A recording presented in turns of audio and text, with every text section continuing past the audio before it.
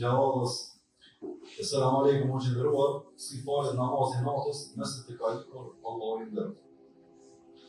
Aleikum selam wa rahmatullahi wa barakatuh. Namazi natës është namaz vullnetar.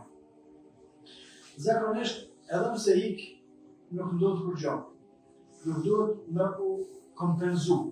Nuk duhet me u fal përsëri, sikur që është për shembull namazi farz. Namazi farz nëse ka ndodhur për një arsye, ka hi koha e ikindijës, drekën se ke falë, dush me falë drekën. Në kontra se ka kaluar koha asaj, ose të ngjashme. Ose nëse u konë personi gjumë, e se quhet deri ka i dreka, ka i sabah kretë, du me falë, në drekë du me falë sabah.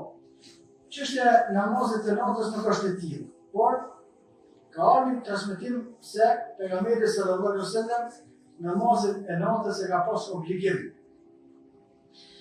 Dhe kur i ka ik namazin e natës e ka falë atë kompenzim me salatu duha, namazin e paraditës.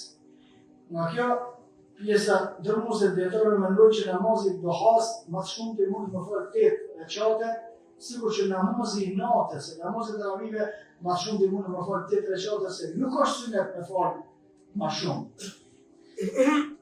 Tash dietarët për pejgamberin sallallahu alaihi wasallam ai ka pasur obligim, kur i ka ikë një herë ka kompenzuar. Qysh e ka kompenzuar? Ditën e ardhshme paradite, me namazin e duhas.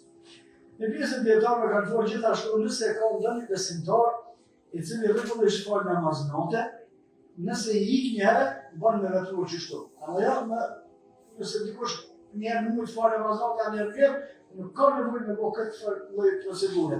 Por nëse dikush me besimtarë, çdo natë fal namaz natë, rregullisht një herë për herëve i ka ik, kompenzimi bëhet ditën e ardhshme me paradite me maksimumin 8 rekate, wallahu a'lam.